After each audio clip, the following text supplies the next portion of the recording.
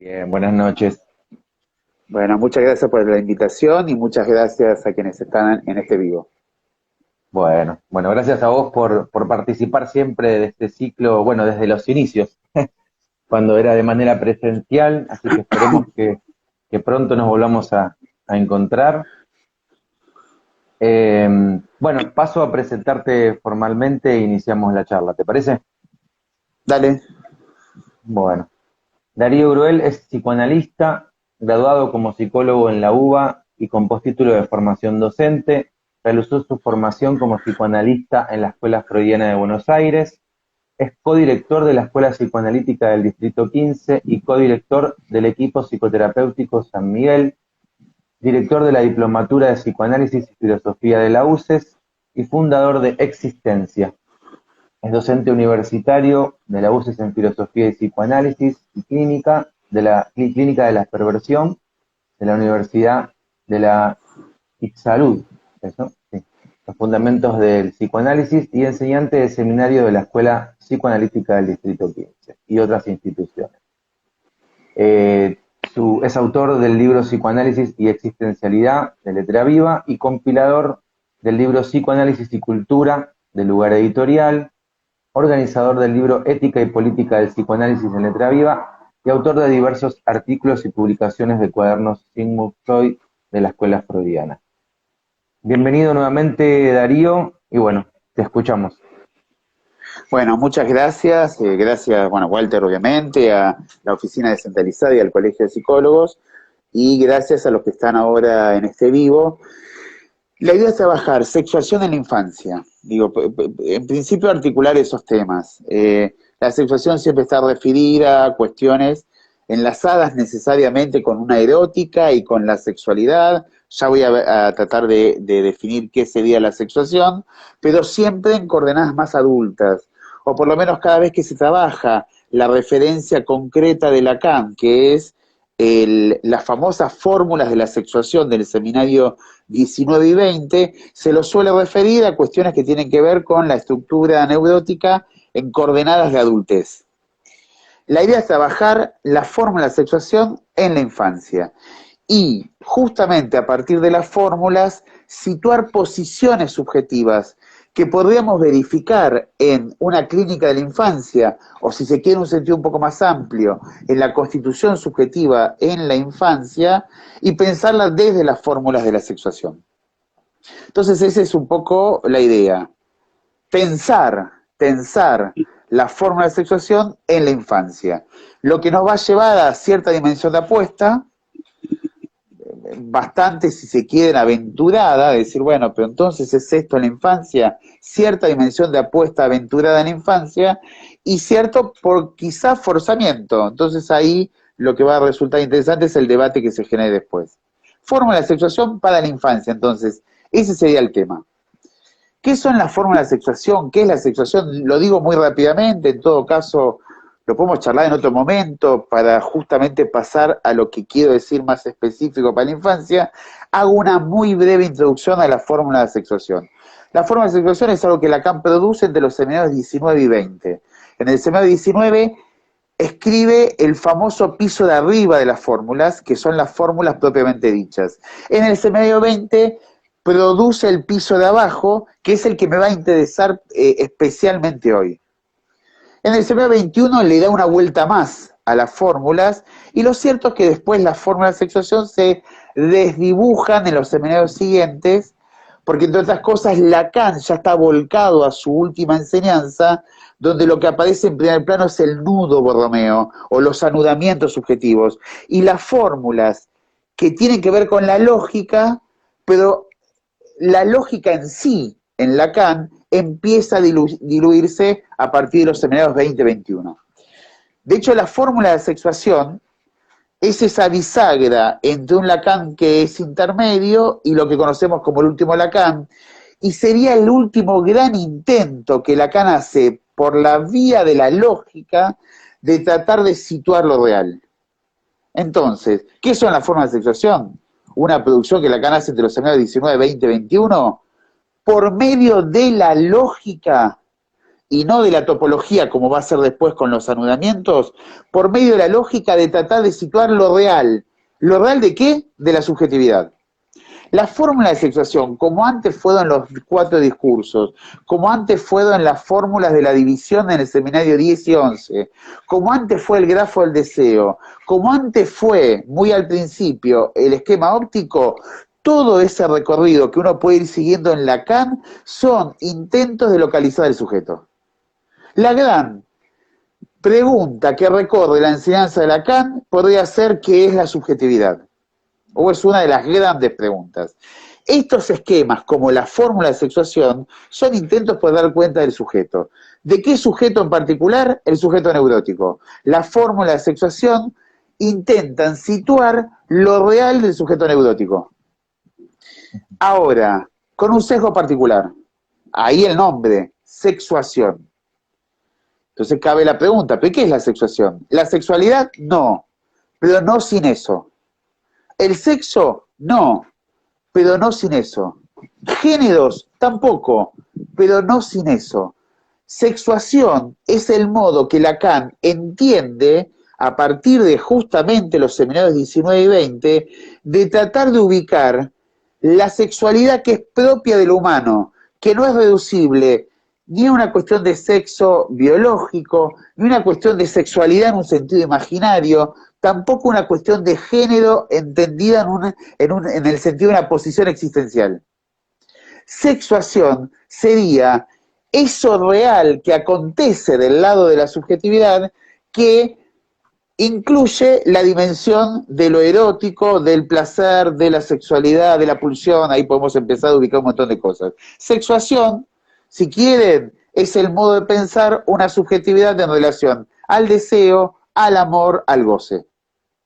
Sexuación es el nudo amor, goce, deseo. Sexuación, en Lacan, en Freud, sexuación es, si quieren, libido, pulsión, deseo o inconsciente deseante. También todo eso que en el psicoanálisis venía situado en tiempos de Freud del lado de una sexualidad, donde fue muy claro en situar la relevancia que tiene la sexualidad para lo humano, y que en Lacan también está situada en ese devenir que es la sexualidad y el deseo en su primer parte de esa enseñanza, a eso Lacan empieza a llamar sexuación. Para que no se confunda ni con el sexo, ni con la sexualidad, ni con los géneros. Sexuación. Si avanzamos un poquito más, entre los seminarios 21 y 22, tenemos que decir que sexuación es un RSI. Si todavía estamos en el seminario 20, tenemos que decir que sexuación es una relación compleja entre lo real y lo simbólico. ¿Por qué digo un poquito más, seminario 21-22? Lacan va a entender que también lo imaginario es inherente a la sexuación. O sea, la sexuación sería un RSI que incluye la dimensión sexual de lo humano. Y va por medio de la lógica. Y Lacan utiliza una lógica que es una lógica contemporánea, que es una lógica modal, acuñada en el siglo XIX, que tiene relevancia en el siglo XX, no importa, no voy a entrar en ese detalle, que sería profundizar en las fórmulas en sí. Pero las famosas 4 fórmulas, donde Lacan utiliza lógica modal, para dar cuenta de la sexuación de un sujeto, o sea, la relación de ese sujeto a la sexualidad en un sentido más amplio, en términos de RSI, esa sexuación está construida en 4 fórmulas de lógica modal. No voy a entrar en detalle en las fórmulas, pero son 4 fórmulas que definen un campo.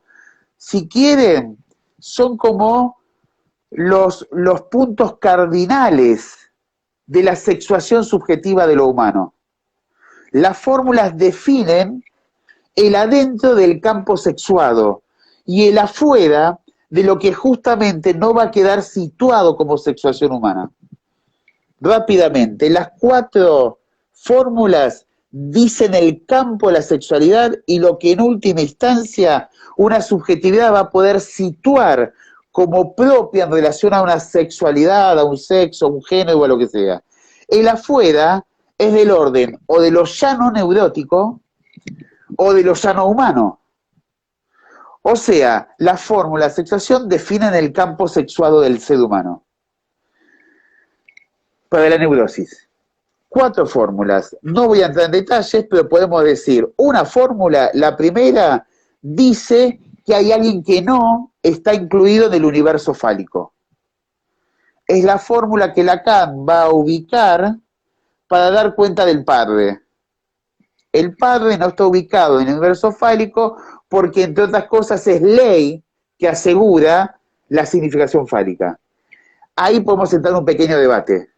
O sea, no voy a explicar muy en profundidad la fórmula, pero sí esa fórmula representa al padre en el sentido de es el que, por ser soporte de la ley fálica, necesariamente tiene que ser situado por fuera de él. Pero entramos en un pequeño debate. Algunos analistas leen ahí al padre de la horda primitiva. Otros analistas leen ahí al padre como un lugar de excepción. Lacan lee al padre como un lugar de excepción, no lee al padre de la horda primitiva. Esas son lecturas que vienen después. Pero no importa, el debate se banca. En última instancia es el padre como aquel que posibilita una ley y que necesariamente tiene que quedar por fuera de la ley porque si no, no podría sostenerla como ley. Si quieren, para entrar en un plano filosófico-religioso, es el lugar de Dios. Dios sostiene, si lo hubiera, Dios está clarísimo, si hubiera Dios, sostiene el lugar de la creación a condición de no ser creado. Porque si Él fuera una criatura también creada por la creación, empezaríamos en un punto imposible. ¿Cómo el creador sería creado en el mismo acto? Entonces, el creador tiene que estar por fuera del acto creador. O sea, el creador no puede ser creado en el acto de la creación. Esto es un problema filosófico. El padre no puede estar tomado por la ley que él mismo sostiene o soporta. Esa es una primera ley. Hay un padre que está por fuera de la ley fálica. Esa es la primera fórmula. Segunda fórmula, insisto, lo voy a entrar en la fórmula porque quiero ir al piso de abajo.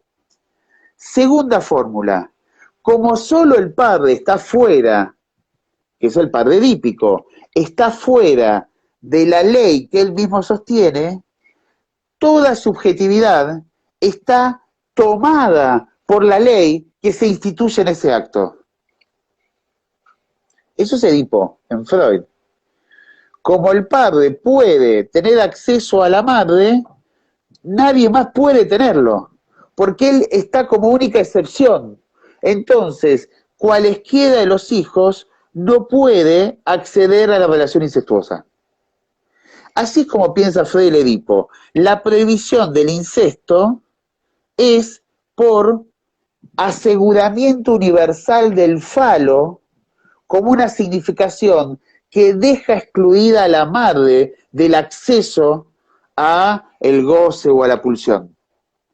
Lo fálico para Freud es siempre castrado. Esto es una definición fuerte en Freud. Cuando Freud sitúa lo fálico, lo coloca del lado de la neurosis, lo coloca como posterior a lo edípico, deja al padre afuera, porque el padre sí tiene acceso sobre esa mujer que para el resto queda prohibida. Y el falo es la garantía de una circulación deseante en tanto prohibida. Por eso que para Freud el deseo de la madre es inconsciente, porque está reprimido. Entonces ahí aparece una apuesta fuerte de Freud. Todos estamos en el universo de la significación fálica porque justamente quedó prohibida la madre porque solo es permitida al padre. ¿No? El padre es el único que puede, entonces todas las demás no. Primera fórmula, el padre puede lo que nadie más va a poder. Segunda fórmula, todos están atravesados por esa lógica fálica que es la castración misma. Hasta ahí, Freud con el complejo de Edipo y el complejo de castración. Hasta ahí, si quieren, el primer Lacan, primeros seminarios de Lacan, cuando ubica que la significación fálica se vuelve ley. Por ejemplo, Lacan, a la altura de los seminarios 4 y 5, cuando dice que la metáfora paterna dice que el deseo es deseo de falo. Hasta ahí Freud y primer Lacan. Pero Lacan avanza a la altura del seminario 19 y 20 y plantea dos fórmulas más. Vamos a la tercera, que es la fórmula que se conoce como no todo. No todo es reducible al campo fálico. Eso más o menos dice la tercera fórmula. La complicaría, podría ir agregar algunos detalles, profundizar. Pero la idea de la tercera fórmula es, Lacan es muy claro con eso, no todo es fálico. Si la primera fórmula es el par de como excepción, la segunda fórmula es todo está atravesado en el campo fálico, la tercera fórmula relativiza y dice no todo es fálico. Hay una parte de lo humano, no importa cuál, cuánto, mucho, poco, nada, pero hay una parte de lo humano que necesariamente no es fálica. Entonces, esta tercera fórmula relativiza la totalización fálica que aparece en la segunda. Donde todo sería fálico, la tercera dice, no todo es fálico. Y abre a un campo importantísimo en psicoanálisis, que lamentablemente está poco trabajado por muchos analistas. Y ahí ya, disculpen si los que me conocen saben que rápidamente me meto en política del psicoanálisis y en posiciones actuales en el psicoanálisis. Lamentablemente, todavía hoy, 40 años después de la muerte de Lacan, pareciera que hay pocos analistas que han leído el seminario 20, 21, 22, 23, 24, 25, 26. Donde Lacan dice, no todo es fálico.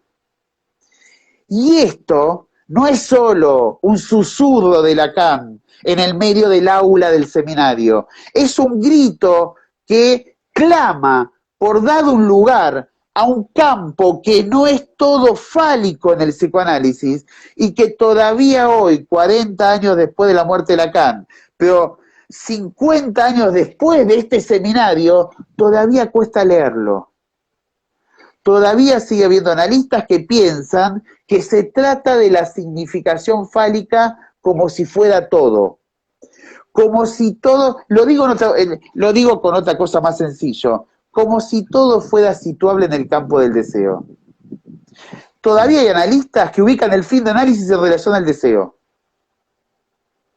Voy a traer una figura, disculpen si soy duro, voy a traer una figura de Nietzsche en Así habló Zaratustra, gran libro de Nietzsche. En un momento baja Zaratustra a la montaña y se encuentra con un cura, un santo, dice él. Y entonces el cura le quiere hablar de Dios, y Zaratustra piensa, pobre, todavía no se dio cuenta que Dios ha muerto. Y Zaratustra sigue su camino. Está lleno de analistas que siguen diciendo que se trata del deseo.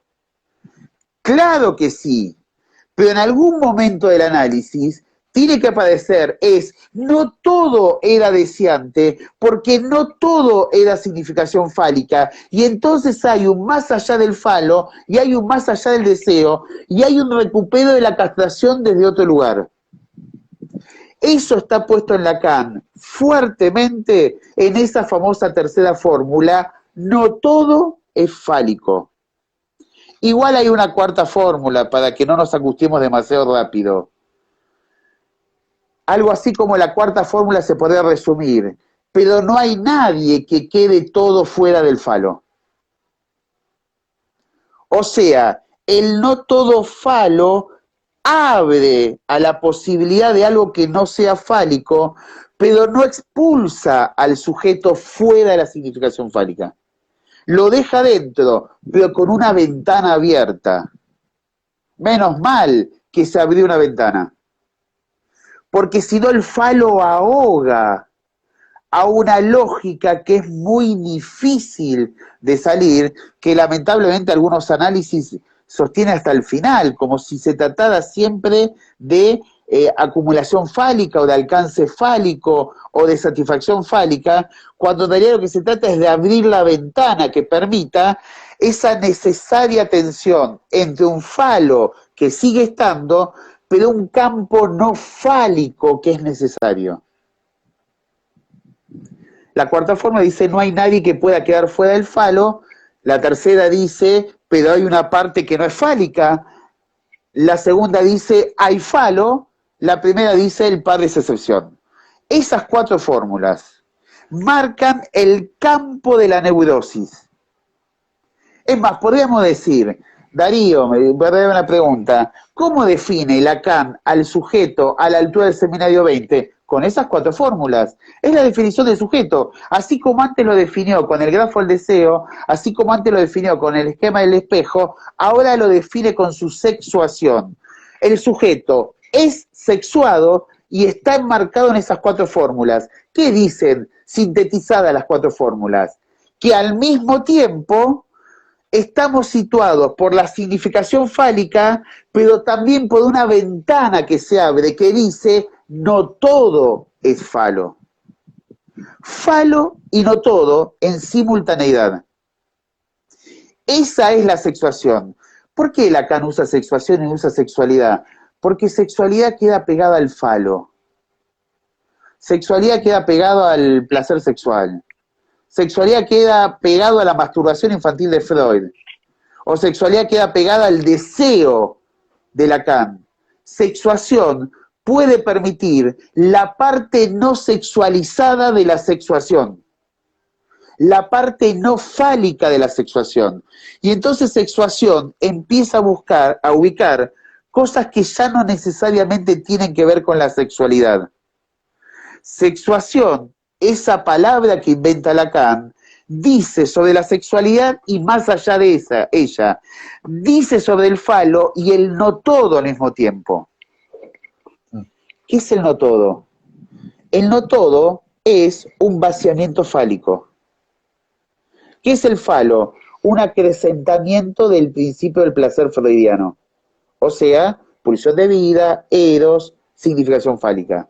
O sea, la sexuación incluye lo que hay de sexualidad, pulsión de vida, eros, principio del placer, deseo, que está todo del lado izquierdo de las fórmulas, pero también es el vaciamiento de esa sexualidad, de ese deseo, de ese falo.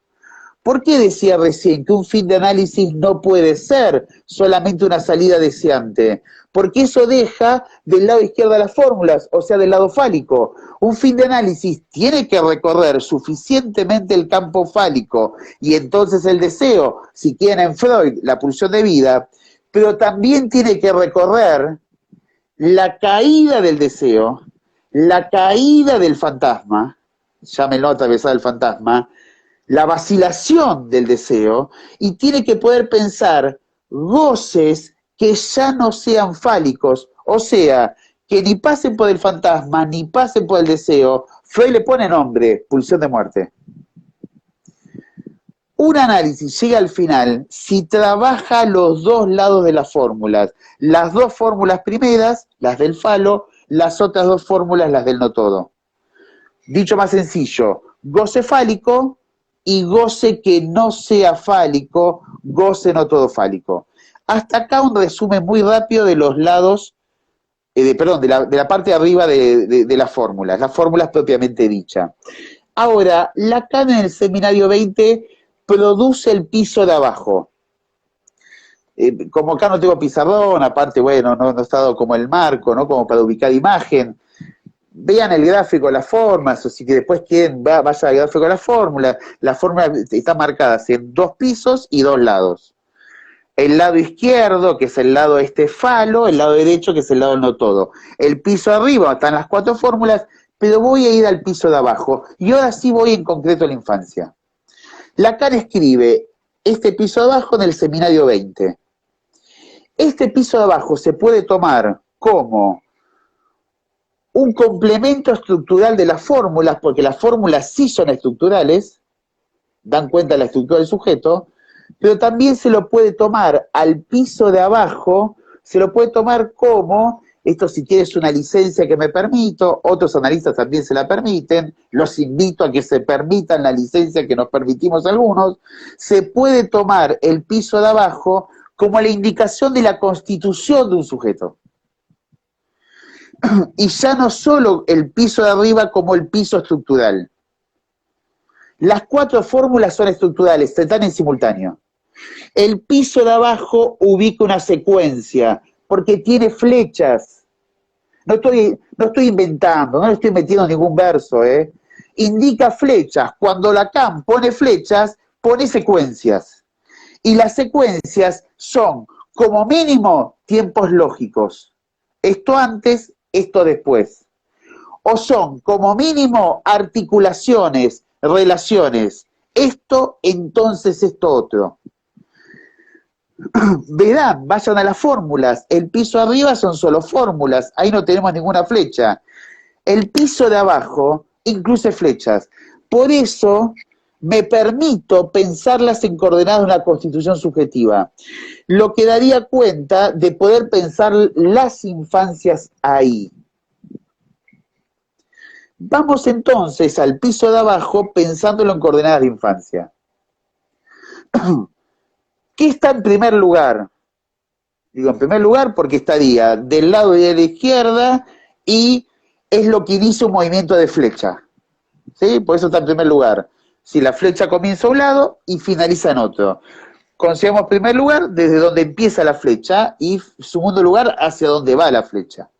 Y además, el lado izquierdo por sobre el derecho, porque el izquierdo en términos lógicos es primero. ¿Qué aparece en primer lugar? Un sujeto. Vayan al gráfico. Lo que se escribe en primer lugar en el piso de abajo es el sujeto barrado. El sujeto del inconsciente. O sea, el sujeto. Ahí estaría cuenta Lacan de la constitución subjetiva y empecemos ahí a jugar con esto. Esa es la infancia, la constitución subjetiva. Eso está en primer lugar. Pero ese sujeto se constituye en un campo específico, que es la letra que ubica o que ordena ese lado izquierdo de abajo de las fórmulas, que es la letra Phi mayúscula. O sea, ¿qué hay ahí? Un sujeto constituido en el campo del falo. Y sujeto, si pudiera escribir, no tengo acá marcador, si pudiera escribir, escribiría una fórmula que es mía, ¿eh? Sujeto, pongan la rayita de división, falo. Sujeto, barra de división, falo, abajo. Así está en la fórmula. El sujeto aparece en el campo fálico. Esto no es ninguna novedad. Así lo pensaría un resumen del Edipo. El sujeto se constituye en el campo edípico a partir de justamente la ecuación simbólica del falo. Falo igual niño, igual heces, igual regalo, igual dinero. La ecuación simbólica fálica de Freud. El niño se constituye, la niña, les niñes se constituyen en el campo fálico como salida del Edipo, pero eso también es lo que está en Lacan. La subjetividad se constituye a partir de la metáfora paterna y la metáfora paterna lee al deseo de la madre como deseo de falo. O sea, en Freud y en Lacan, el sujeto se constituye a partir del campo fálico. Sujeto, línea de división, falo abajo. Con una flechita. ¿Hacia dónde va esa flechita? Hacia el objeto A. Así está en el piso de abajo de la fórmula. El sujeto manda las flechas, el objeto A, pero en el campo fálico. O sea, el objeto A pasa a ser leído en significación fálica. Esa fórmula, sujeto, constituido en el campo fálico, que lee fálicamente, por estar constituido en el campo fálico, que lee fálicamente al objeto A, esta fórmula ya la conocemos, es la fórmula del fantasma. Sujeto, Los Angeles, objeto A. Es la fórmula del fantasma, porque el fantasma es esencialmente fálico, porque el fantasma sostiene el deseo, como dice Lacan, y además tapa la castración y la deja velada. O sea, el fantasma está en el campo fálico.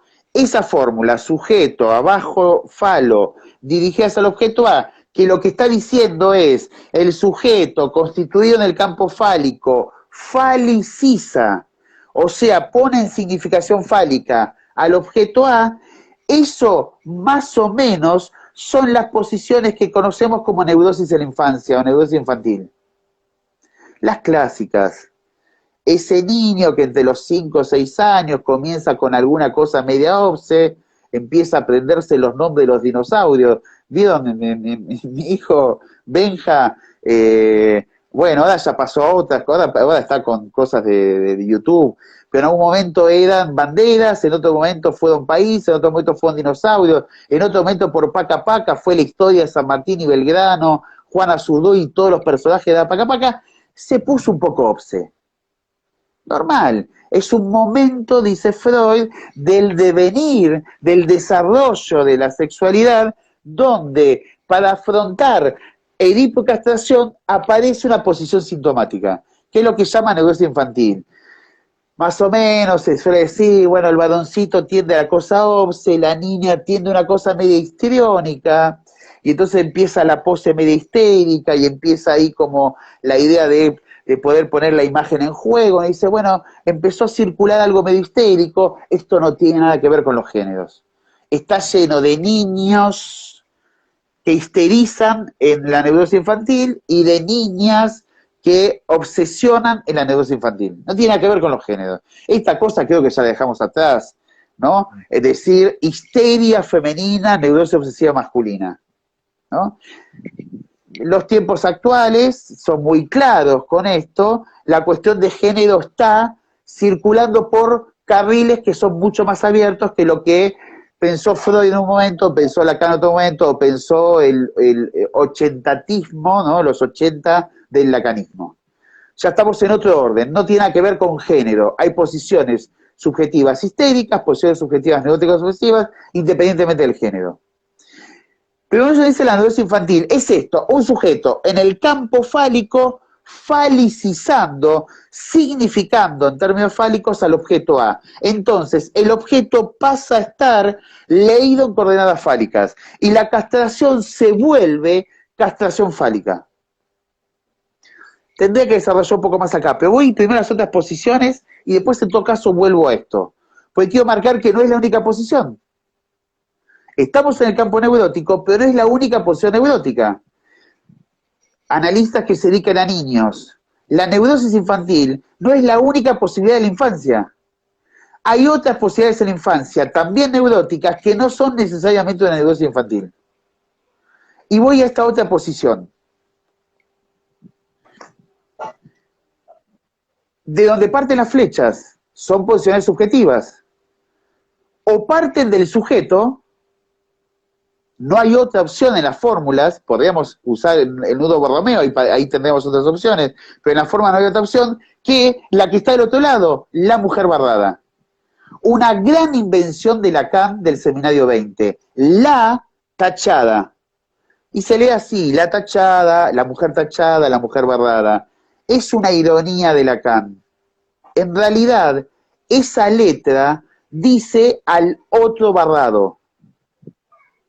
Pero Lacan ahí juega una provocación. Estábamos en el año 72, 73, el feminismo estaba muy fuerte, como quizás ahora, jugaba una apuesta fuerte en los 70, hubo movimientos muy fuertes. De hecho, al seminario de Lacan iban muchas feministas, incluso la presidenta de la MLF, Movimiento de Liberación Femenina de París, estaba en el seminario de Lacan y era discípula de Lacan, ¿no? Lacan le habla en el seminario, vaya al seminario 20, hay una cita que dice, nos acompaña la presidenta de la MLF, ¿no? Que me preguntó qué era una mujer, dice Lacan, ¿no? Y Lacan responde ahí, la barrado es una provocación de Lacan, no es que la mujer está tachada, no es que la mujer no existe, cuidado con esas fórmulas, decir la mujer está tachada, retrocede 60 años y nos vuelve machistas. Decir hoy, cuidado con la fórmula de la mujer no existe. La decimos entre nosotros, porque entendemos lo que decimos. Digan fuera de un ámbito psicoanalítico la mujer no existe. Eso es femicidio. Eso es machismo de la peor forma. Que alguien diga la frase y se sienta canchero, la mujer no existe. Si esto no lo aclaramos rápidamente, La frase desliza hacia el peor lugar. Sí, hay que aclararlo, pero si tiraste primero de la fórmula y tardás en aclarar qué significa que la mujer no exista, es leído con justa razón por cualquier lugar. Yo siempre hago el mismo chiste. Digamos con un megáfono a viva voz en la plaza del Ni Una Menos, digamos, chicas, la mujer no existe. Es terrible la frase. La entendemos, o muchos entendemos, que la mujer no existe significa no hay universal femenino, que es lo mismo que decir la mujer siempre desde a una por vez, que es lo mismo que decir no hay mujer toda alcanzada por el falo. Está bien, sí, pero hubo que aclarar un montón, cuando la frase inicial es la mujer no existe. Eso es lo que dice un femicida cuando mata a una mujer. Cuidado con las frases y concierto, que concierta también, machismo patriarcal que sigue existiendo en el psicoanálisis aún hoy. Pensando que el padre es el único ordenador de la estructura, patriarcado, o pensando que la mujer queda tachada en la operatoria fálica. La mujer no queda tachada. Eso es el lugar del otro. De hecho, Lacan enseguida dice, en el lugar de la mujer barrada van algunas mujeres, los analistas, los santos, los bufones, los místicos.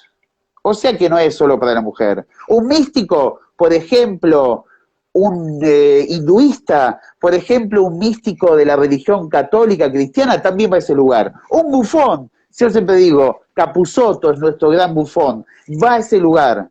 Nosotros, si es que hemos hecho nuestros análisis, vamos a ese lugar, al lugar de la mujer tachada. O sea, no tiene que ver con la mujer, tiene que ver con cualquier subjetividad que giró hacia otro lugar, que ya no es el sujeto fálico. Entonces, el primero, el sujeto dividido, es un sujeto fálico. El otro, esa subjetividad que está escrito como la tachada, pero que en realidad es el otro tachado, es cualesquiera de la subjetividad que pudo girar hacia un lugar no fálico, hacia un lugar no todo fálico. Las fórmulas hablan de una única subjetividad, o está de un lado o está del otro. Si está del otro lado, hay dos flechas. Si está al lado fálico, hay una sola. Si está del otro lado, hay dos flechas. Una va de la mujer barrada hacia el falo, bien abajo.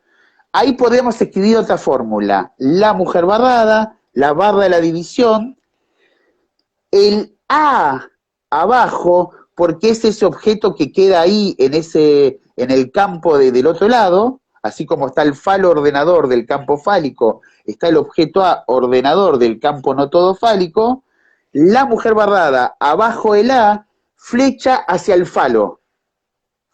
¿Qué es eso? ¿Qué es eso? La posición subjetiva de alguien que se asume en pérdida, Freud decía se asume castrado, no fálico, castrado, o sea, en pérdida fálica, pero que cree que puede recuperar falo. Freud puso un nombre a eso, Penisneid. Es la posición subjetiva, no importa si es mujer, varón, trans, homo, hetero, queer, no importa. La posición de alguien que por sentir una afrenta de pérdida, o sea, asume la castración. Freud decía, es la nena cuando piensa que él le cortado en el falo porque, ¿no? Asume la pérdida, pero sale a recuperar falo porque piensa que el falo es recuperable. Ese es un goce fálico, no tiene nada que ver con el no todo, porque va hacia el falo. Esa es otra posición, también verificable en la infancia, que no arma neurosis infantil a la manera clásica, arma una neurosis un poco más border en la infancia. Por ejemplo, doy algunos ejemplos posibles. El niño obeso, ese niño que tiene 7, 8, 9 años y de golpe pegó 90 kilos. Y uno dice, ¿de qué se está llenando? de falo a recuperar. Vamos a otro ejemplo. Ese niño, quizá un poquito más grande, que le mete 8, 9, 10 horas seguidas a la Play. ¿De qué se está llenando? De un falo a recuperar. La comida para un niño, la imagen para otro niño, son falos a recuperar. Y lo que empieza a ver ahí es un llenado porque hay una afrenta inicial de pérdida. Usted dice, Darío, ¿qué diste 2 ejemplos? Podemos dar 2 más todavía. ¿Por qué 4 ejemplos? Son las 4 formas de, las 4 especies del objeto A. Porque recuerden que la fórmula es la mujer barrada, abajo está el A, y va hacia el falo. O sea, el falo que recupera trata de tapar el objeto A, que en realidad es la pérdida. Y lo tapa por la oralidad, lo tapa por la mirada, lo tapa por la escucha o lo tapa por las heces. Las 4 formas de objeto A. Me acuerdo un paciente, chico, nene, jugaba al tenis, el tenis lo bancaba el padre, los padres se habían separado. Entonces, ¿qué hacía él? Jugaba muy bien al tenis, de hecho ya empezaba a jugar torneos de liga muy chica, pero jugaba torneos. ¿Qué hacía? Una vez por semana agarraba una tijera y empezaba a cortar el encordado de la raqueta. El pibe jugaba muy bien al tenis, quería jugar al tenis. Él se imaginaba un Del Potro, pero cagaba la raqueta una vez por semana. Y el padre de vuelta a pagar una raqueta. Y cuando el padre empezó, porque ya le había cagado 5 o 6 raquetas, cuando empezó a guardarle la raqueta y solo se la daba si el padre estaba presente y se la sacaba, ¿se entiende? El padre desesperado de decir, no me rompa más una raqueta. ¿Qué hacía el pibe? Con la tijera cortaba la ropa de tenis. O sea, cagaba eso que fálicamente pedía. Y los pibes invocantes, por la escucha, por ahí usé lo oral, el pibe gordo, que después que posiblemente sea una adicción, porque la adicción tiene una continuidad con esta posición en la adolescencia, la adicción tiene una continuidad con esta posición de buscar por lo oral el recupero fálico. La adicción es eso. Fumarse, tomar, consumir, lo que sea como recupero fálico, pero que eso ingresa por la oralidad. Porque ahí no entra en juego la nariz, la nariz para el cocaimaníaco. La nariz en realidad ahí funciona como un complemento de la oralidad, porque tiene que ver con la absorción, tiene que ver con la ingesta. No importa que vaya por la nariz, no importa que vaya por una jeringa, es una ingesta. Es oralidad, la droga es oralidad.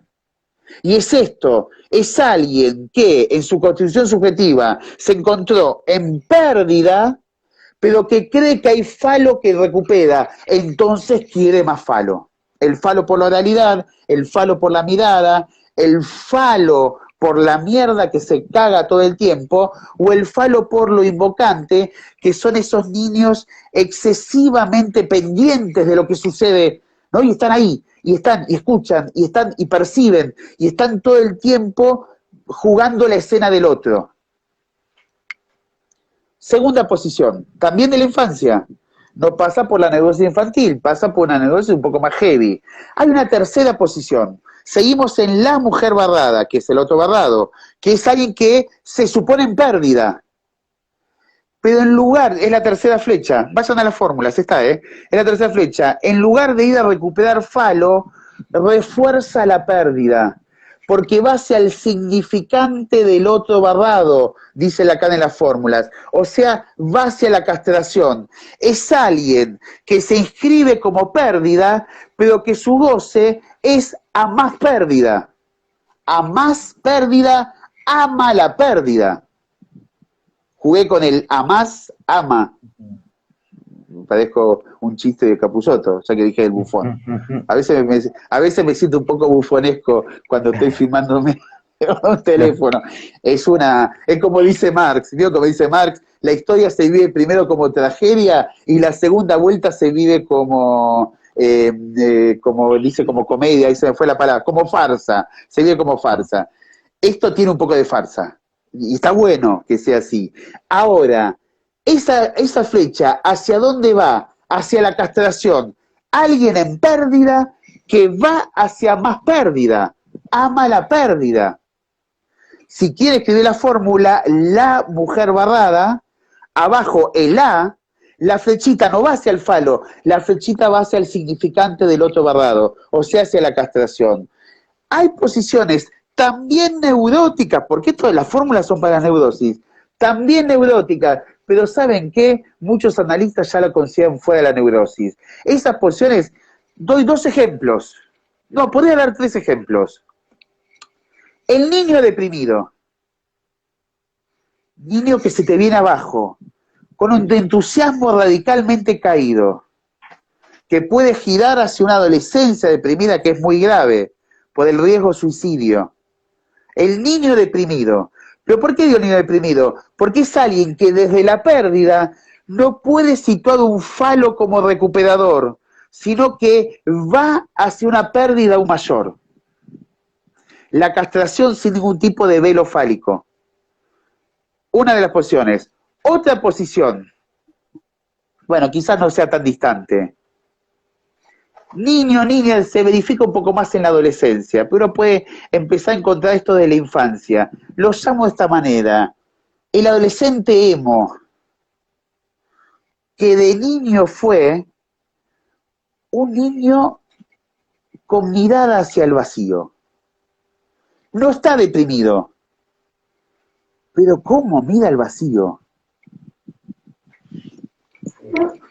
El adolescente emo lo tiene. Vieron que hay una... se empezó a notar de vuelta, empezaron a venir adolescentes emo de vuelta, pareció que se habían ido, pareció que era muy del principio del 2000, el adolescente emo, pero empezaron de vuelta, no sé si ya tuvieron consultas, empezaron a llamar adolescentes que de vuelta, remerita negra, con el logo de El extraño mundo de Jack, ese clásico de Tim Burton, ¿no?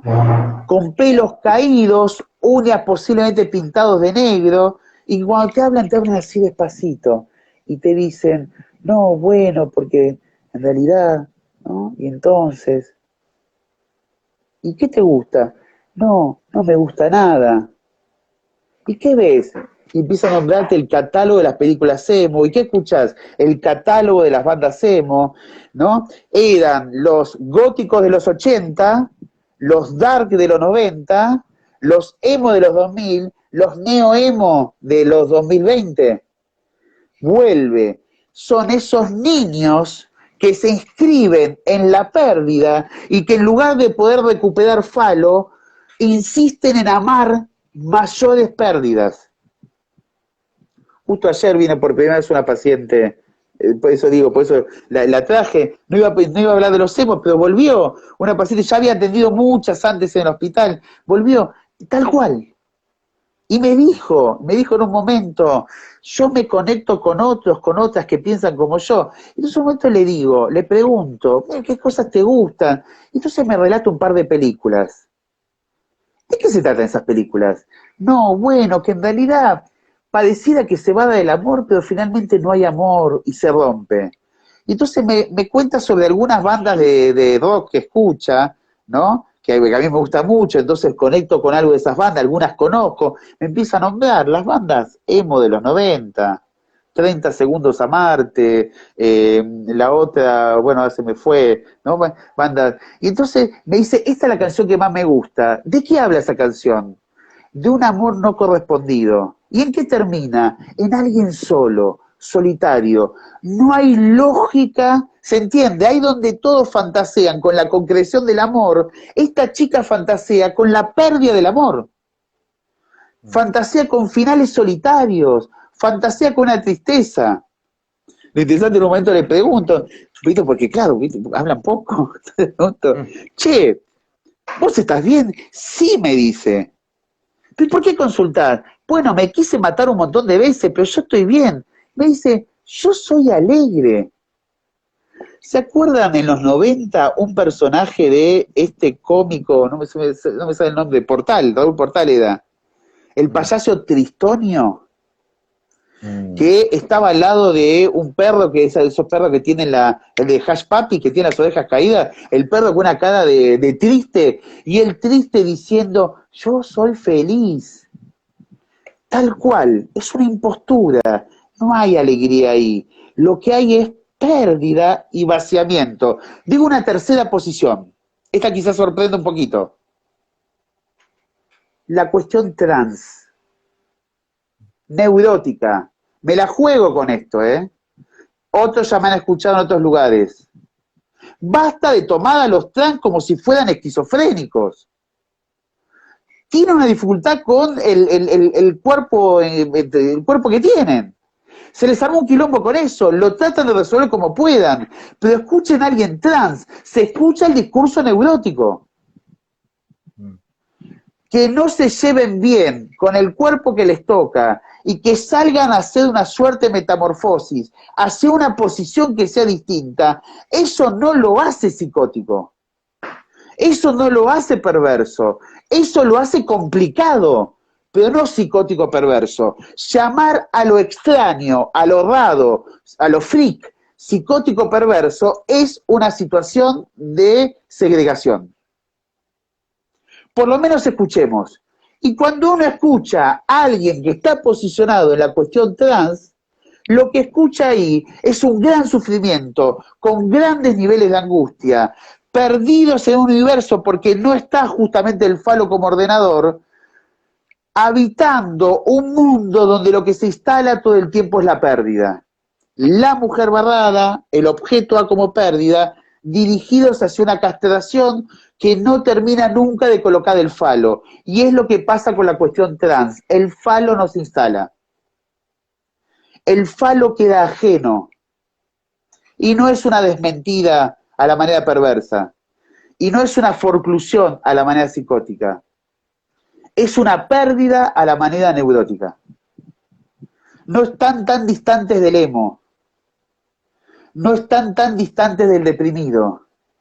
Está en una posición rara, muy de época, hay que sumar, ¿no? Hay que agregar, esto es muy de época, donde lo que aparece ahí es un perderse en el campo fálico. Digo algo más y pasamos a las preguntas.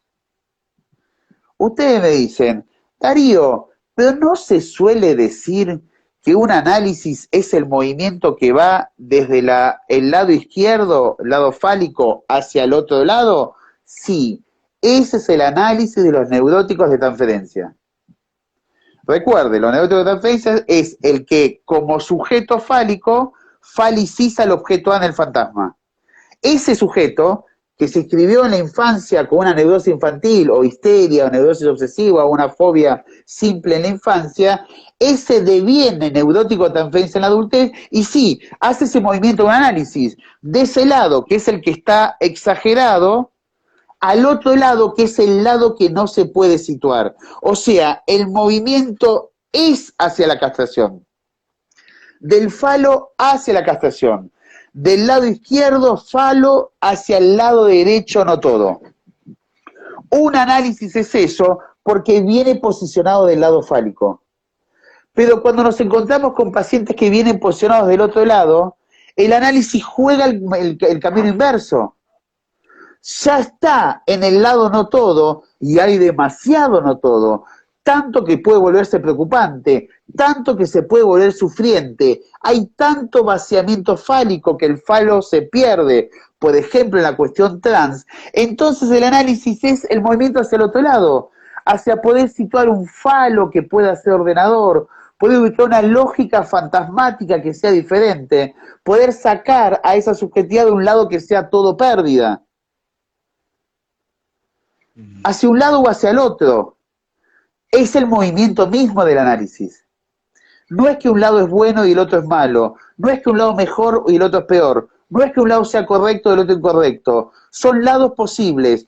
O te inscribiste de un lado o te inscribiste del otro lado. Y entonces un análisis que hace ampliar las fórmulas para una subjetividad. Pone el lado que no está muy en juego para el lado más simple de la neurosis, pone el otro lado que tampoco está muy en juego, que es el fálico, para el lado más complicado de las neurosis. al emo, al trans, al depresivo, el análisis le va a tratar de ubicar un falo que pueda ser un poco más amable y que pueda escribir una lógica distinta con algún goce fálico un poco más placentero. Al lado muy fálico le va a tratar de situar que hay necesariamente un no todo. En todo caso, un fin de análisis es la posibilidad de sostener ambos lados. Creo que estamos un poco como en tiempo. Tendré alguna cosa más para decir, pero vamos a preguntas, si te parece, Walter. Dale, Preguntas y comentarios. dale, bárbaro. Bueno, antes que nada, gracias Darío, siempre clarísima la transmisión, el recorrido que hiciste, digo, muy novedoso poder pensar la constitución subjetiva desde el piso de abajo de las fórmulas. Bueno, mientras la gente piensa alguna pregunta, algún comentario, a mí me quedó alguna cosita en relación a esto que decías cuando hablaste, ¿no? del lado fálico de esta flecha del sujeto al objeto A, cómo el sujeto falicizando, ¿no? esa falta. Y después cuando hablaste de la flecha del la tachado al falo, ¿no? Que decías, bueno, la posición de alguien que asume su castración y que busca ahí, ¿no? Un recupero Sí. fálico.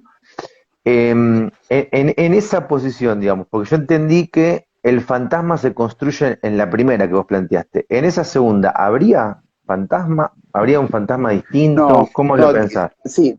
De hecho, Lacan lo dice en el seminario 20, entre las clases 6 y 7, la carta de Almor y la otra, dice que la flecha es fantasmática la de arriba, la de abajo no lo ubica dentro del Mm, campo fantasmático.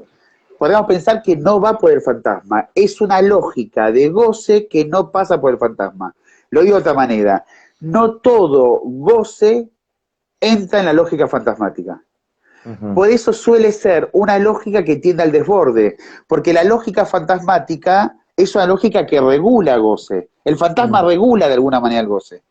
Por eso los goces que están en esa dirección de recupero fálico suelen ser goces que por no quedar situados en el campo fantasmático, porque no está el objeto A como causa, y aparte porque el falo ahí entra en una situación de totalización, porque va un falo total, mm, eso tiende a ser acumulaciones que no encuentran fácil límite. Si querés en la adultez, es un adicto. mm, Es alguien que no puede frenar con el consumo. Y el objeto que consume es un objeto fálico. Acá habría que hacer una salvedad. Suele estar la interpretación bastante generalizada entre analistas de decir que el objeto del consumo adictivo es un objeto tanático. ¿Dónde lo vieron? Preguntale a cualquier consumidor de cualquier sustancia, te va a decir que en el momento que se consume hay placer. mm, O sea, hay lógica de placer. Lo tanático viene después, cuando saliste del consumo y te cayó el bajón. Pero es mm, cuando cesa el objeto. El objeto droga es un objeto altamente estimulante en el sentido del placer. Y mientras más placentero es, más dependencia produce. mm. Lo tanático del consumo de sustancia es el movimiento posterior, es el salir de la gira con el que consumió cocaína, es el despertar con el que consumió heroína, es el que sale del efecto del faso cuando el porro dejó de hacer efecto. Ahí aparece una sensación que es mezcla un poco de angustia, de malestar, quizás de culpa, o sea, ahí aparece la pulsión de muerte. Lo otro, en instante de consumo, es un exceso fálico. Es Mm. un exceso fálico que no tiene medida, porque no pasa por el fantasma. O sea, ¿qué diferenciaría, por ejemplo, qué diferenciaría a un consumidor de droga social, alcohol, por ejemplo, que toma un poco, un rato, el fin de semana, del alcohólico que se despierta y necesita tomar cantidades de alcohol antes de ir a trabajar? Mm, O sea, ¿qué lo diferencia? Uno tiene un gran regulador, el fantasma. El otro no tiene regulador. El falo va directo. Falo va ajá, directo, el recupero fálico. Muchas cuestiones compulsivas pueden leerse ahí. Ingestas exageradas, consumos exagerados, consumos de materialidad, ¿no? La compra compulsiva, el juego compulsivo. Son prácticas que no son fantasmáticas, son recupero fálico que no pasan por el fantasma, y ese goce, termina siendo un goce fálico, es un goce que no encuentra fácil medida. Vamos, si querés, al adicto al juego, ¿no? Juega, y ya un momento que empieza a poner, ¿no? Las llaves del auto, la escritura de la casa, el sueldo entero, no puede frenar, porque Juega, no hay claro, a pura fantasma. pérdida, a pura pérdida. A pura pérdida. Ahí el falo, la pérdida es inicial, el falo es recupero. El problema es que nunca se sacia el recupero. O sea, el recupero nunca sacia la pérdida. La pérdida es como una especie de herida, es una herida finalmente narcisista, porque acá tenemos que hablar de subjetividades más borders, ¿no? Neuróticas, pero más borders. Es una herida narcisista que no se completa con el alcohol, con la droga, con el juego, con el que sea. Y porque quedan fuera de fantasma. Es lo que muchos autores llaman el fracaso del fantasma en las neurosis graves. O sea, ese goce no está situado por el fantasma. Perfecto, clarísimo. Bueno, ahí ya tenemos unas preguntas. Dicen, bueno, Dale. hola Darío, ¿cómo pensás la dirección de la cura en relación al posicionamiento del emo? Esa es una. ¿Querés ir con esa y después? Dale. Una chica emo que atendí en el hospital hace muchos años atrás, allá cuando los emos estaban en más o menos el 2000 y pico, ¿no? Se había puesto un nombre, Señorita Angustia, Ajá. decía ella, ¿no? El nombre que se había puesto. Ella no traía la remera del extraño mundo de Jack, ella traía la remera de una calavera que tenía como el Don't Worry Be Happy, pero hecho en calavera. Pero sí la mochilita del extraño mundo de Jack. Pues me hizo acordar mucho a esta otra chica de 14 que atendí ayer, ¿no? Entonces, bueno, Señorita Angustia. Y entonces en un momento, nada, seguíamos trabajando con esto de Señorita Angustia. Bueno, ¿por qué Señorita Angustia? Dice, bueno, de mi vida, en realidad, estoy así, como no sé qué. Y entonces en un momento le digo, ¿no? Ella dice, bueno, sí, pues Señorita Angustia. Agustina, le digo, ¿no? Agustina. Son las letras de Angustia. Agustina era una hermana muerta de ella. Una hermana muerta. Y entonces ahí, por el lado de Agustina, la hermana muerta, la hermana que había muerto cuando ella tenía más o menos 5 o 6 años, murió en un accidente, Agustina, 10 años después ya se está poniendo Señorita Angustia, ¿no?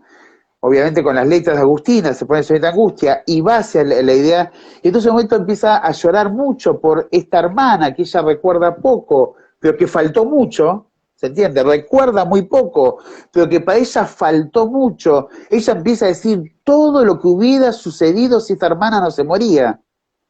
Hubiera tenido una hermana mayor, la hubieran cuidado, se hubiera reído, o sea, todo lo que hubiera pasado. En ese momento le pregunto, ¿qué le gustaba a Agustina? Y entonces dice, a Agustina le gustaba bailar. Se empezó a abrir para esta chica que, les puedo asegurar, era una especie de cuerpo abatido, ¿no? Llegaba casi como pidiendo permiso para poder mover en un cuerpo abatido, empezó a aparecer una dimensión más erotizable, más fálica, empezó a bailar. Empezó a bailar. Bailando empezó a salir de una posición emo en la que estaba atrapada. No era todavía muy fuera de Agustina, pero era encontrando una posición fálica que ella no podía encontrar de otra manera, o por lo menos la encontramos de esa manera. Habrá otras, cada analista tiene su estilo, cada analista hubiera intervenido desde otro lugar, otros analistas hubieran llegado a puntos también interesantes de movimiento. Yo llegué ahí. Esta chica termina, nada, haciendo baile. Ya sin remera negra, ella empezó a hacer danza jazz, ¿no? Una danza que tiene como mucho movimiento y que pone mucho el cuerpo en juego, y entonces en un momento empezó ya adolescente, una chica bastante adolescente, empezó, ¿no? De esto, el análisis duró más o menos un año y pico, ya hacia el final del análisis ahí en el hospital, empezó a ser elegida para ser como la referente de esa compañía de baile, y entonces el profe le pedía que sea más sensual. Veo que los bailarines tienen esta cosa como tienen que ser todos como muy sensuales. Veo que los bailarines calientan cuando bailan, digo, Biantinelli, por ejemplo. ¿No? Bueno, ella empezó en esa lógica y ya no le incomodaba. Cuando un día me dijo, el profe me pidió que sea más sensual y me dijo, ¿y sabes qué? Me di cuenta que bailo bien ese baile que me pide. Le dije, este análisis en el hospital llegó a su fin. Era otra chica, una chica que podía jugar en una lógica fálica y que ya no iba a pérdida permanentemente.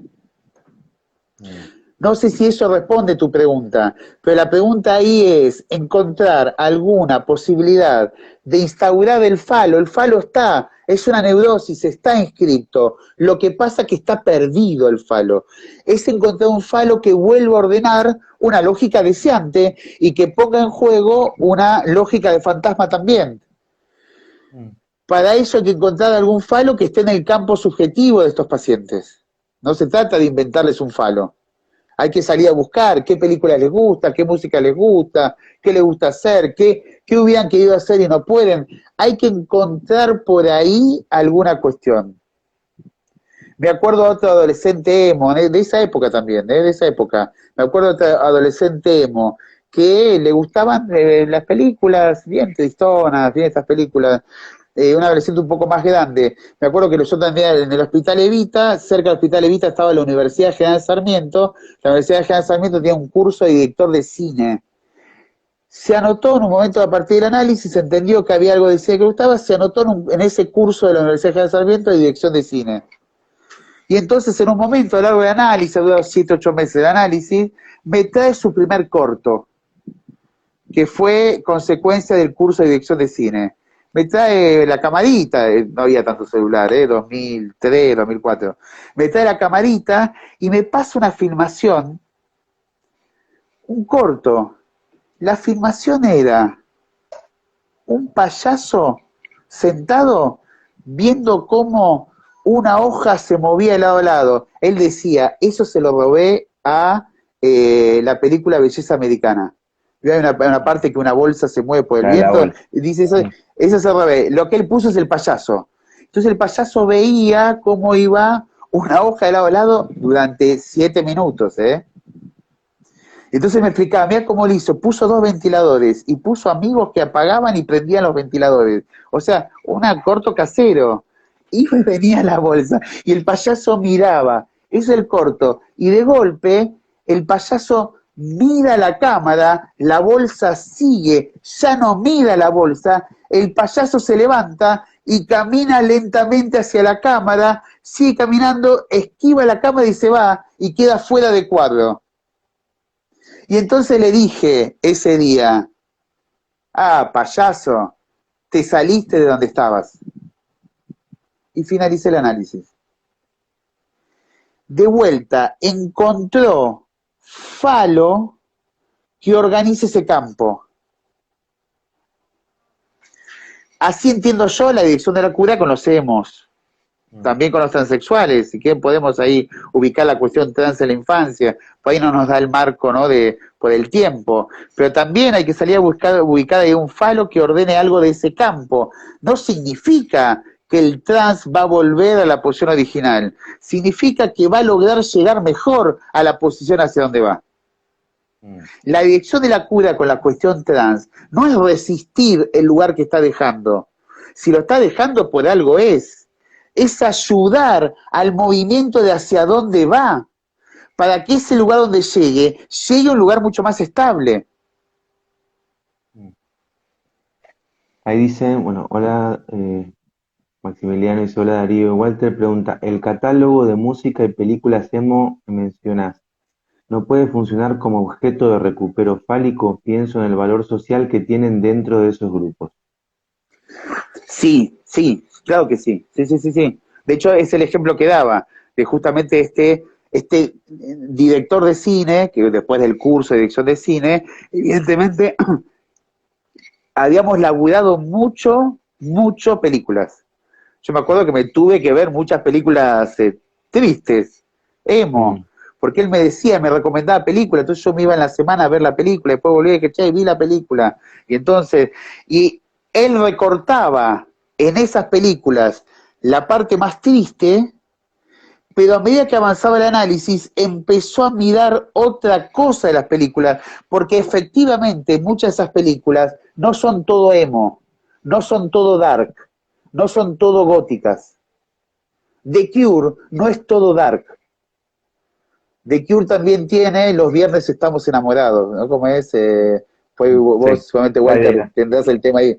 Sí, Friday tendrás I'm el in tema ahí. Love. Sí, gran tema de los 90, uno de los quizás top 50 de los 90, ¿no? Digo, The Cure no es solamente el Robert Smith tirado ahí con esos pelos pidiendo clemencia para llegar a una muerte pronta, también es enamorarse los viernes.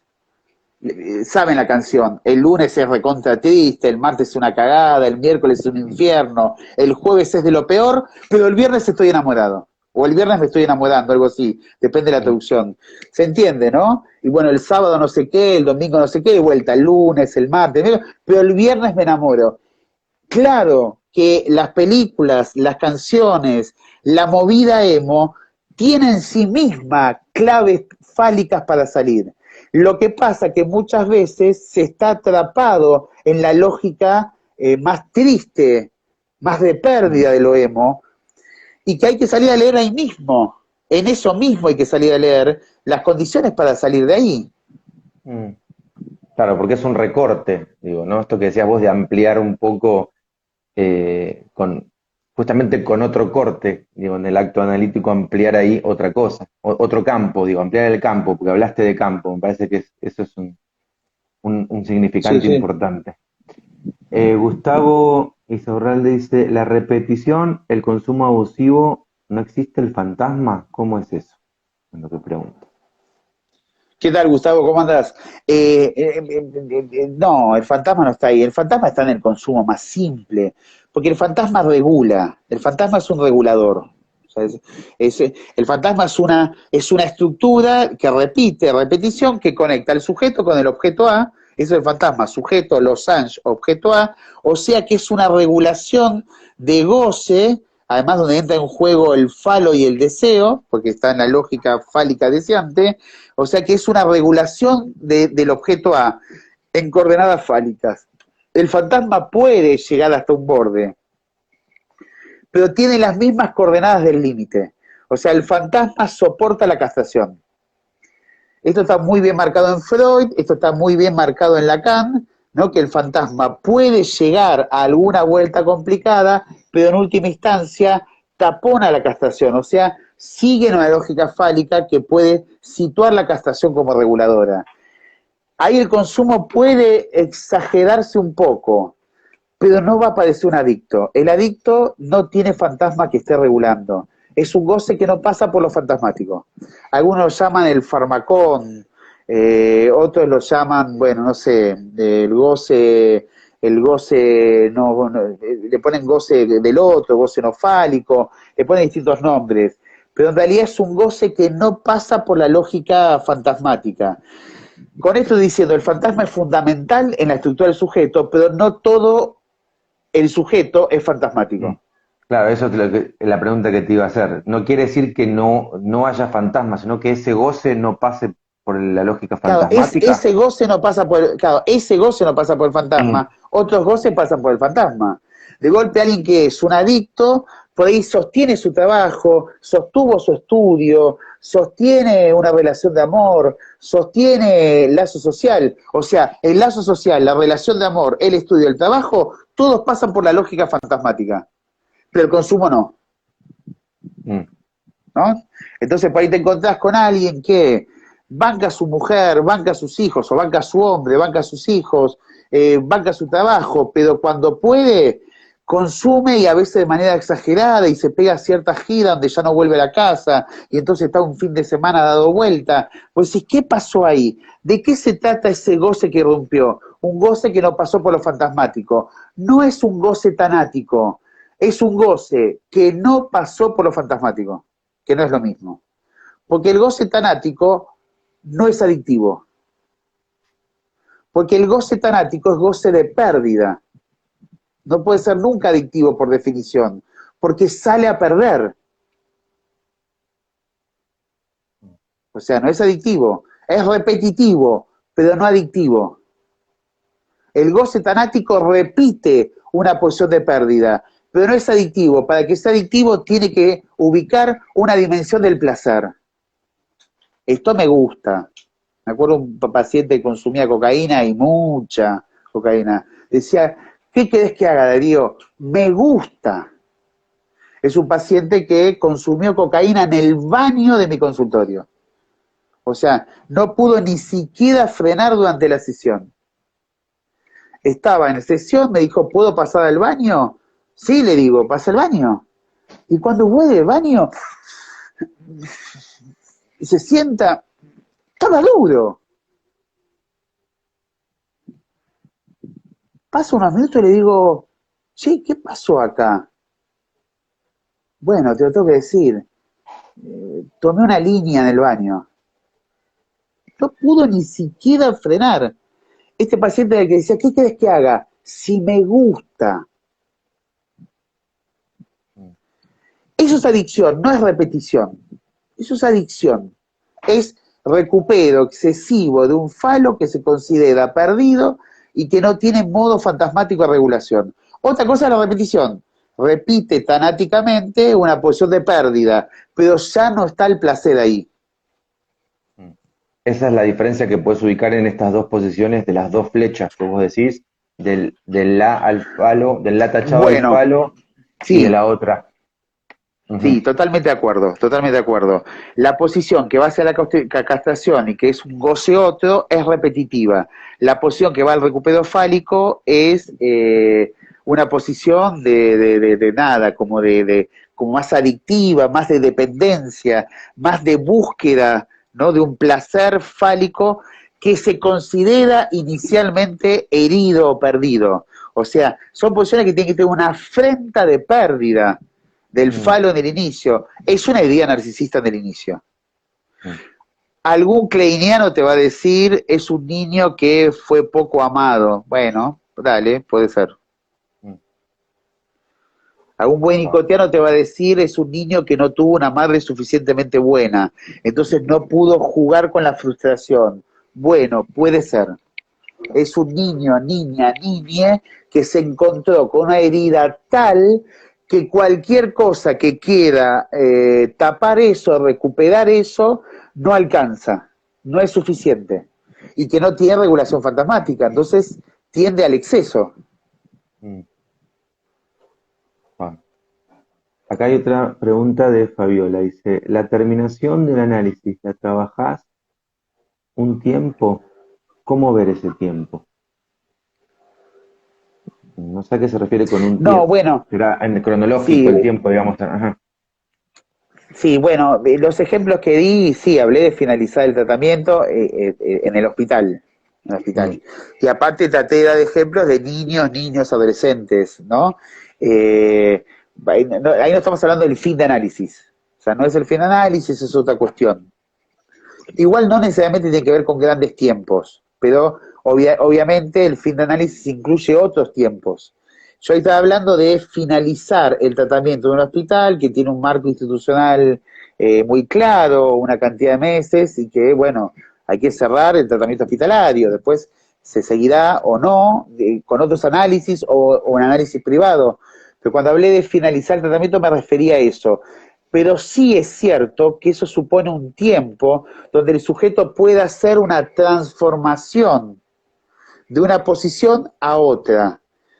La niña emo pasó de ese cuerpo caído a un cuerpo que baila sensual. El muchacho emo pasó de ser el payaso que solo miraba las hojas ir y venir, a ser un payaso que se levanta y puede salir de ahí. O sea, lo que considero que ahí suponía un fin de análisis es un cambio de la posición subjetiva, la posibilidad de un falo que vuelva a recuperar como un ordenamiento diferente y sobre todo que algo de la repetición de ese goce ya no sea tan brutal. Con esas coordenadas se entendía que por lo menos en el hospital podíamos llegar a ese final. Si eran pacientes de privado, hubiéramos seguido. De hecho, con pacientes privados seguimos, independientemente de esos movimientos. Tiene que haber algo del orden de la transformación subjetiva, tiene que haber algo del cese de la repetición, por lo menos una repetición que inaugure algo distinto, y para estos casos donde el falo está perdido, tiene que haber un recupero fálico, o sea, una lógica fálica que aparezca en algún momento que ordene el campo.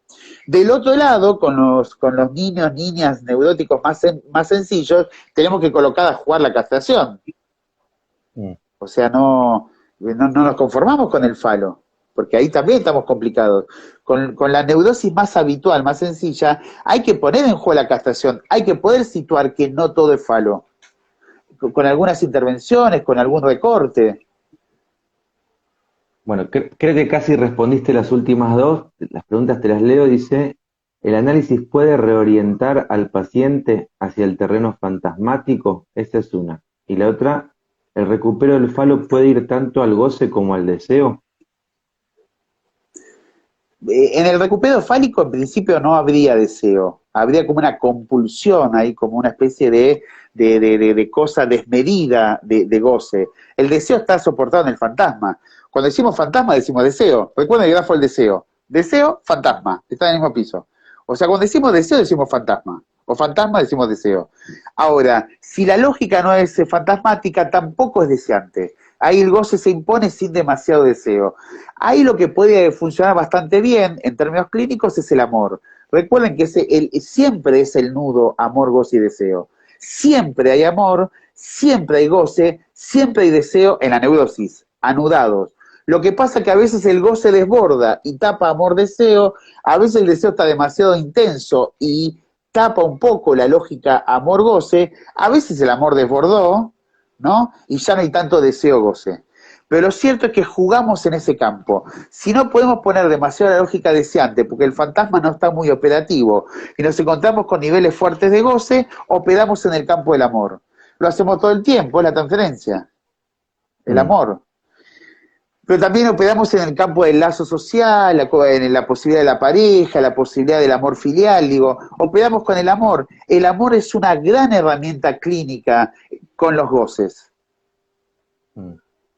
Bueno, no es lo que hace condescender el goce al deseo. Seminario 10, el amor lo que hace condescender el goce al deseo, ¿no? Ahí es interesante porque ahí donde quizá goce y deseo están en una tensión irresoluble, difícil de resolver, Lacan apuesta a la posibilidad del amor. Y entonces el goce cede y aparece una lógica deseante posible.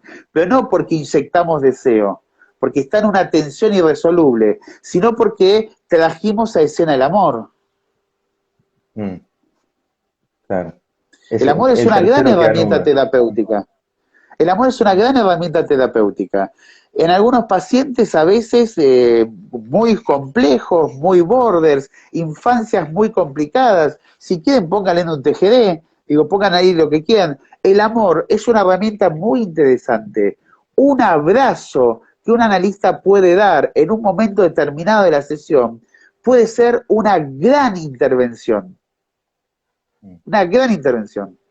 Estamos hablando de subjetividades que quizá no tienen tanto acceso a lo simbólico, subjetividades donde su fantasma colapsó, subjetividades muy tomadas por la repetición de goce o por recuperos de goce fálico que no pueden frenar. Y a veces un abrazo logra ser un amor contenedor que produzca una diferencia.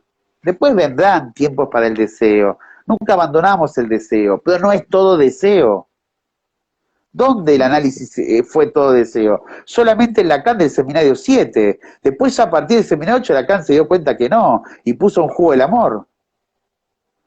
Si usted me dice, no, el deseo es lo que vale, bueno, sí, está bien, Lacan hasta seminario 7. Porque ya en el seminario 8, Lacan pone en juego la lógica del amor.